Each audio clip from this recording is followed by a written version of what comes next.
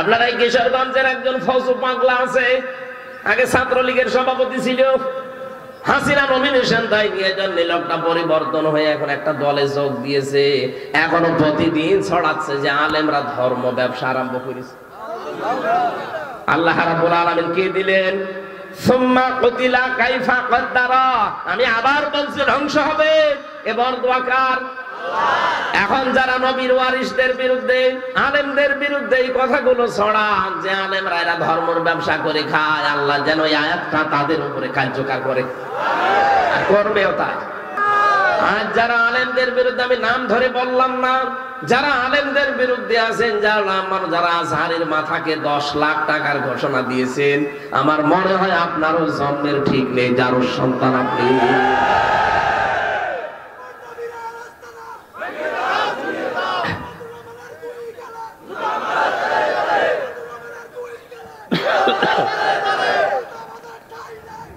আমার ভাইরা, আজ আলেমদেরকে নাম নিয়ে নিয়ে আপনি কথা বলছেন,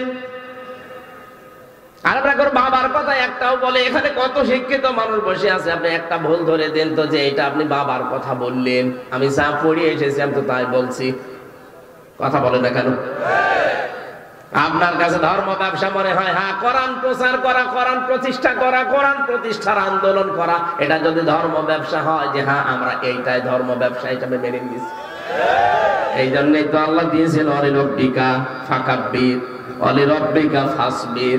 হে নবী, ইসলামের প্রচারে, ইসলামের প্রতিষ্ঠায় যদি ঝামেলা আসে, যদি জুলুম অত্যাচার নির্যাতন উল্টা পাল্টা কথা কেউ বলে, আপনি রবের জন্য ধৈর্য ধারণ করবেন। আমরা কিন্তু ঠিকই এই দেশে রবের জন্যই ধৈর্য ধারণ করেছি, কিছুই বলি না আপনাদেরকে। আপনারা যারা আলেমদেরকে উলট পালট নামে ডাকেন, আপনার ভেতরে যে কি আছে জনগণ কিন্তু জানে। আপনার চরিত্র যে কত খারাপ, আপনি যে কত নিচে নামতে পারেন। আগস্টের 5 তারিখের পর থেকে অনেকে দেখে ফেলেছে, রাত 12:30টায় যায় চাঁদা চাইতে। এই যে নারায়ণগঞ্জের বন্দরে রাত 12:30টায় গেছে চাঁদা চাওয়ার জন্য। সেদিন বাইতুল মুকাররমে চাঁদা চাইতে গিয়ে জনগণ জোতা দিয়ে পিটিয়েছে। আমি কি এগুলো বানিয়ে বলছি? এগুলো সব রিপোর্ট আছে। আবার সকালবেলা জানিয়েছে যারা 12:30টায় গেলাম, মানুষজন টের পেল কি করে আমি চাঁদা চাইতে আসলাম। আরে ভাই, বাংলাদেশ এখন নখদর্পণে গোয়েন্দাদের। আপনি জানেন ওদের মেশিন কি উন্নত, আমি নিজে দেখেছি রিমান্ডে। কোথায় আমি রিমান্ডে আছি? ওই সেই সাতক্ষীরা থেকে মাওলানা আমিরুল ইসলাম বেলালি, উনি আমার বাড়িতে কল দিয়ে কি একটা কথা জিজ্ঞাসা করেছে, ওইটা দেখে ভিডিও আকারে সকালে আমার দেখাচ্ছে। আমি অস্বীকার করবো কি করে? এই দেশটা এখন গোয়েন্দাদের নখদর্পণে। থালার ভেতরে এই যে এই থালা, এখানে কয়টা কুয়া আছে দেখে দেখে আমি বলতে পারবো না। ওদের সামনে কিন্তু এই, আপনি মনে করেন রাত 12:30টায় চাঁদা চাইতে যায়, জানে কি করি? আপনি পায়খানায় বসে কি করেন তা ওরা দেখতে পায়। ওটা আছেন কোথায়? সেদিন আমি গোয়েন্দা বিভাগের সর্বোচ্চ পর্যায়ে যিনি আছেন কথা বললাম যে কি ভাই, বলছে আমরা নখদর্পণে রেখেছি, সব আমাদের একেবারে হাতের তালুর উপরে। আমরা দেখতে চাচ্ছি আগস্টের 5 তারিখের পর থেকে কে কি করে। এমনিতেই তারেক জিয়া আজকে সকালবেলা দেখেননি, ভিডিও বার্তা পাঠিয়েছে যে থামেন আপনারা, আমরা একটা মাজলুম দল, এই মাজলুম দলকে ডুবিয়ে ফেলার জন্য অনেক কিন্তু রাম আর বাম উঠে পড়ে লেগেছে। এগুলো এই দলের মুসলিম দলের জন্য এগুলো ক্যান্সার।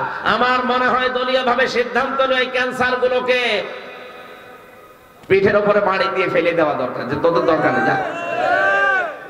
দুষ্ট গরুর চাইতে সৈন্য গোয়াল। কথা বলেন না কেন? আমাদের ভেতরে দুষ্ট গরু নেই। যদি দুষ্ট গরু কয়েকটা মাথা ছাড়া দেয়, তারে কিন্তু গরু গোয়ালে রাখা হবে না, বের করে দেওয়া হবে। আর আমরা চাই আগস্টের 5 তারিখের পর থেকে এই দেশে এইটাই হওয়া দরকার যে দুষ্ট গরুর কোনো জায়গায় দেশে নেই। দুষ্ট গরু যারা আছে চলে যান আপার কাছে, উনি একা একা বিশাল এক ফ্ল্যাট নিয়ে আছে দাদার কাছে, জায়গাগুলো কি করবে, আপনিও চলে যান। অত বড় বাড়িও কি করবে একা একা। কয়েকদিন আগে উনি পাঠিয়েছে যে আমি অঘোষিত জেলখানায় আছি, এত বড় জায়গায় আমার আর একা ভালো লাগে না। ভালো লাগছে না? 273টা কি 275টা মামলা হয়েছে। আসেন ভালো যদি না লাগে ঢাকা কেন্দ্রীয় কারাগার আছে, কাশিমপুর মহিলা কারাগার আছে, ফাঁসির ওই কন্ডেম ছেলে আমি যেমন ছিলাম আপনাকেও আল্লাহর নাম নিয়ে রেখে দেবো কাকের পুড়ি। কারণ এই দেশের আইন হচ্ছে একটা মানুষকে হত্যা করলে তাকে হত্যা করা লাগবে, কারণ ওই যে হত্যার আদেশ দিয়ে দেয় ফাঁসির। আর আপনার বিরুদ্ধে মামলা 275টা মার্ডার মামলা মাত্র, মানে একবার একটা দিলেই তো শেষ, আর 274টা থেকে যাচ্ছে। বিশ্বনবীকে আল্লাহ বলেন আপনি সতর্ক করেন কি বিষয় করবেন। আমি যে কয়টা পয়েন্ট বললাম, 27টা না, আপনারা তো ঘুমাচ্ছেন। এর 1 নাম্বার, আপনি মানুষকে সতর্ক করবেন প্রথমে এই বিষয় নিয়ে যে যেটা করে না ওই দোষ যেন তার উপরে কেউ চাপিয়ে না দেয়। এই বাংলাদেশে এই গুনাহটা বেশি। আমি যেটা করি না আন্দাজে আমার উপরে দোষটা চাপিয়ে আমারে কালার করে দেয়। তাকান এই দেশের দিকে, আমারটা নিজেরটা বললাম আমি, কারণ আমি ভিকটিম।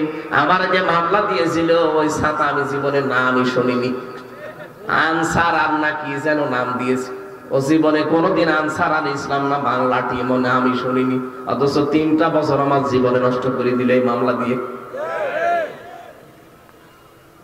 ইমাম মালিক রাহমাতুল্লাহ আলাইহির জামানার একটা হাদিস পড়লাম, ঘটনা পড়লাম।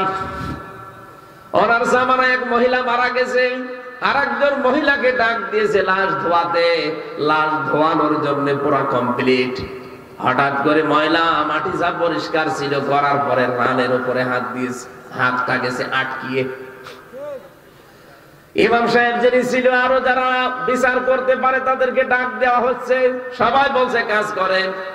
এই মহিলার হাত যেহেতু আর রানের উপর থেকে খোলে না, তাহলে ওই মরা মহিলা যিনি লাশ, ওই লাশের গোশত কেটে ওই জায়গায় বাদ দিয়ে দেন। কিন্তু ওর স্বামী বাদ শিখেছে, আমার স্ত্রী ভালো মানুষ ছিল, মারা গেছে, এখন মরা লাশ কাটবে, আমি কাটতে দেব না, দরকার হয় জীবিত মহিলার হাতে কবজি থেকে কেটে বাদ দিয়ে দেন। কিন্তু এর স্বামী আর সন্তান বাদ সাজে বলে না, আমরা আসলাম উপকারের জন্য, আর আপনি এখন আমাদেরই বাস দেবেন না, কাটতে দেব না। কিন্তু কাটতে না দিলে মহিলা তো বসা পায়খানায় যাবে না, প্রাকৃতিক প্রয়োজন আছে, কয় ঘন্টা থাকবে ভাবে। ওই জামানায় প্রধান বিচারপতি তখন ছিলেন ইমাম মালিক রাহমাতুল্লাহ আলাইহি। মদিনা থেকে তাকে নিয়ে আসা হচ্ছে প্রায় 80 কিলোমিটার দূরে। নিয়ে আসার পরে ইমাম মালিক ওই মহিলাকে পর্দার আড়াল থেকে জিজ্ঞাসা করছে, হে মেয়ে, সত্যি করে বলো এমন কিছু করেছো কিনা? মেয়েটি হাওমাও করে কেঁদে বলে, না আমি কিছুই করিনি, আমার অটোমেটিক হার্ট আটকে গেছে। ইমাম মালিক বলে, না অবশ্যই তুমি কিছু করেছো। ধমক যখন দিয়েছে মেয়েটা বলে, হ্যাঁ আমার একটা কথা মনে হচ্ছে, এর লাশ ধোয়ানোর সময় এর প্রতি একটা খারাপ ধারণা নিক্ষেপ করেছিলাম, যে তোমার দেখতে তো ভালোই মনে হয় কিন্তু তুমি তো ব্যভিচারী। তোমার সাথে আমি সেই দিন একজন পুরুষকে বাড়িতে ঢুকতে দেখলাম, পরবর্তীতে খোঁজ নিয়ে জানলাম যে ওই পুরুষটা তার নিজের ভাইয়ের ছেলে। বলেন তো ভাইয়ের ছেলে সম্পর্কে কি হয়?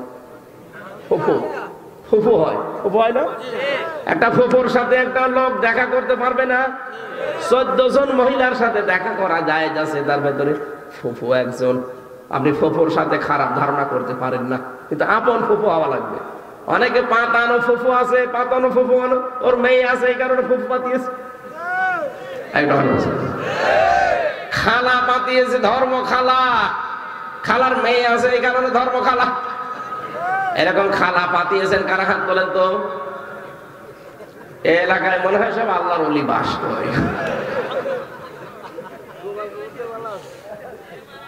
এই যে একটা খারাপ ধারণা তার চরিত্রের উপরে নিক্ষেপ করেছি আমার আল্লাহ। ইমাম মালিক বললেন, হ্যাঁ আমি বুঝে ফেলেছি, এই কারণে তোমাকে আমার আল্লাহ হাতটা আটকিয়েছে। অমাইয়াক সেবে খতিয়াতান সুম্মা ইয়ারুমি বিহি বারিআন ফাকাদি হাইতামালা বুহতানা ওয়া ইসমাম মুবিনা। সূরা নিসার 112-13 নম্বর আয়াতে আছে, এই পৃথিবীর ময়দানে কোন মানুষ যদি নিজে অন্যায় করে, আর অন্যায়টা একটা নিরপরাধ মানুষের উপরে চাপিয়ে তাকে কালার করে দেয়, আল্লাহ পাক বলেন সে যেন প্রকাশ্য পাপের বোঝা বহন করে নিয়ে বেড়াচ্ছে। এই মেয়েটার তো কোনো দোষ নেই, কেন এরকম একটা খারাপ ধারণা তার চরিত্রের উপরে নিক্ষেপ করলে? আল্লাহ এই জন্য তোমার এই হাতটা আটকিয়ে দিয়েছে। নবীজির হাদিস থেকে শোনালেন, মান সালিমাল মুসলিমুনা মিন লিসানিহি ওয়া ইয়াদিহি, ওই লোকটাই তো মুসলমান যার হাতের দ্বারা মুখের দ্বারা মানুষ শান্তিতে থাকে। তোমার হাতের দ্বারা তোমার মুখের এই কথার দ্বারাই মেয়েটার চরিত্রের উপরে কালিমা দিলে আর তোমাকে আমি মাফ করতে পারি, বাঁচিয়ে দিতে পারি, কিন্তু দুইটা শাস্তি নেওয়া লাগবে। সূরা নিসা 4 নাম্বার আয়াতে আল্লাহ এই আয়াতটা দিয়ে দলিল দিয়েছেন, ওয়াল্লাযীনা ইয়ারমুনাল মুহসানাতি সুম্মা লাম ইয়াতু বিআরবা'তি শুহাদা ফাজলিদুহুম সামানিনা জালদা ওয়ালা তাকবালু লাহুম শাহাদাতান আবাদা ইলা আখিরি আয়াত। কোন নিরপরাধ, নিষ্কলুষ, চরিত্রবান, সতী সাধবী কোন মেয়ের উপরে যদি কেউ জেনার তহমত দেয়, ব্যভিচারের দোষ চাপিয়ে দেয়, যদি 4 জন সাক্ষী জোগাড় করতে না পারে, তাহলে তাকে 2টা শাস্তি দুনিয়ায় দেওয়া লাগবে। 1 নম্বরে 80টা বেত মারা লাগবে, 2 নম্বরে তার সাক্ষী আর কোনোদিন গ্রহণযোগ্য হবে না। তুমি যেহেতু কাজটা করেই ফেলেছো, তোমার সাক্ষীও নেই, তুমি আন্দাজে কেন এই মেয়েটার উপরে খারাপ ধারণা নিক্ষেপ করলে? 80টা বেত মারা হবে। আর বেত না মারলে হাত তো ছড়বে না, কারণ দুনিয়ায় কোন গুনার যদি বিচার হয়ে যায়, কিয়ামতের দিন আল্লাহ ওই বিচার আর ডবল করে না। 79টা বেত মারা হয়ে গেছে, জল্লাদ দিয়ে, চামড়ার চাবুক দিয়ে মারা হচ্ছে। মেয়েটা কাঁদতে কাঁদতে বেহুশ হয়ে যায়, কিন্তু 79টার পরে তারপরও হাত খোলে না। জল্লাদ বলে কি করা যায়? ইমাম মালিক বললেন, না, কোরআনের আয়াত মিথ্যা হতে পারে না। ওয়াতাম্মাত কালিমাতু রাব্বিকা সিদকাও ওয়া আদলা লা মুবাদদিলা লিকালিমাতি। সূরা আরামের 115 নম্বর আয়াতের প্রথম অংশে আছে, আল্লাহ পাক বলেন, এই কোরআন আমি নাযিল করেছি পরিপূর্ণ সত্য বাণী দিয়ে আর ইনসাফ দিয়ে, কখনো কখনো কখনো এটার পরিবর্তন হবে না। সুতরাং 79টা হয়ে গেছে, আর একটা বাকি আছে। আল্লাহর কথা আমি 100 ভাগ বিশ্বাস করি। আরম্ভ করো বিসমিল্লাহ বলে। যিনি যখন 80টা এক বাক্যে আর একটা বাকি আছে বিসমিল্লাহ বলে দিলেন, চট করে হাত খুলে গেছে। মেয়েটাকে ডাক দিয়ে বলে, তোমার প্রথম শাস্তি শেষ। দ্বিতীয় শাস্তি হচ্ছে, যতদিন বেঁচে আছো কোনদিন তোমার এই অপরাধের কারণে তোমার সাক্ষী আর আদালতে গ্রহণযোগ্য হবে না। আজ বাংলাদেশে আয়াতটা যদি সংসদে থাকতো, এদেশের কত মানুষের মিথ্যা সাক্ষী বাতিল হয়ে যেত। আল্লামা সাঈদীর বিরুদ্ধে সাক্ষী দিয়েছে, 71-এর সাক্ষী দেবে, 75-এ তার জন্ম। আমার বিরুদ্ধে যে 4 জন সাক্ষী ওরা জোগাড় করেছিল, জীবনে ওদের কোনোদিন দেখিও নাই, তারা আমার দেখে নাই, কারণ আমি চিনিও না তাদের। আজ যদি একটা নিরপরাধ মানুষের উপরে দোষ চাপিয়ে তার জীবনটা নষ্ট করে দেয় মানুষ, মিথ্যা মামলা দিয়ে, মিথ্যা সাক্ষী দিয়ে, এটা যদি বন্ধ হয়ে যেত, বাংলাদেশে 1,10,000 মানুষ জেল খাটতেছে, আমার মনে হয় অনেকেই বিনা কারণে নির্দোষ প্রমাণ হয়ে বেরিয়ে যেত। আমরা চাই এদেশে যারা নিরপরাধ বিনা কারণে আজ অন্ধকার প্রকোষ্ঠে ঝুলে ঝুলে মরছে, বিশেষ করে এটিএম আজহারুল ইসলাম, এই লোকটা এখনো পর্যন্ত 17 বছর জেল খাটতেছে। লুৎফুজ্জামান বাবর যদি 17 বছর পরে বের হতে পারে, তারেক জিয়ার পিএস মিয়া নুরউদ্দিন অপু ভাই যদি বের হতে পারে, তারেক জিয়া সাহেবের বন্ধু গিয়াসউদ্দিন মামুন যদি বের হতে পারে 17 বছর পর, আমরা চাইবো এই মুহূর্তে আজহারুল ইসলামকে মুক্তি দেওয়া হোক। সব জায়গায় একটা খুশির বিষয়, আজকে আমি খুব বেশি আনন্দিত, কারণ আমাদের বোন হাফেজা আফিয়া সিদ্দিকা তিনি আজকে মুক্তি পেয়েছেন। আমেরিকার জেলখানা থেকে আজকে সকালবেলা মুক্তি পেয়েছেন। একদিকে কোরআনের হাফেজ, আর একদিকে বিজ্ঞানী, মুসলমানদের একটা সম্পদ হাফেজা আফিয়া সিদ্দিকা। আল্লাহ তার বাকি জীবনটা যেন হায়াতে তাজ্জেবা সিহাতে কুল্লিয়া বানিয়ে দেন, বলেন আমিন। আরে ভাই, জেলখানা থেকে মুক্তি পেলে যে কত আনন্দ লাগে, এটা তো আমার ছাড়া আপনি বুঝবেন না, আমি নিজে দেখেছি। সুতরাং যারা পেয়েছে আলহামদুলিল্লাহ, এখনো যারা বিনা অপরাধে আছে ভেতরে, আল্লাহ যেন তাদেরকেও বের করার ব্যবস্থা করেন। অতি দ্রুত তারা যেন মুক্ত বাতাসে মুক্ত ভাবে আল্লাহকে সেজদা দিতে পারে, বলে না আমি। 3টা বছর আমি জমার নামাজ পড়তে পারি নাই। জমার নামাজ কি আমি জানতামই না, কারণ 3 বছর তো পড়তে পারি নাই। জালেমরা আমারে 24 ঘন্টা একটা ফাঁসির সেলের ভেতরে, কন্ডেম সেলে তালা লাগিয়ে রাখতো। আমার সাথে কেউ যেন কথা না বলে সিসি ক্যামেরা দিয়ে রাখতো, আলাদা 2 জন কারারক্ষী দিয়ে রাখতো, আমার দিকে কেউ যেন না তাকায়। যে মুক্ত হয়ে এখন এসেছি, কোনোদিন তো ভাবি না যে আবার বাইরে যেতে পারবো। আল্লাহ যখন মুক্ত জীবনে ফিরিয়েই দিয়েছে, বারবার আল্লাহর কাছে বলছে আমার কণ্ঠটা তুমি ফিরিয়ে দাও, আর আমার শরীরটা তুমি আগের অবস্থায় ফিরিয়ে দাও।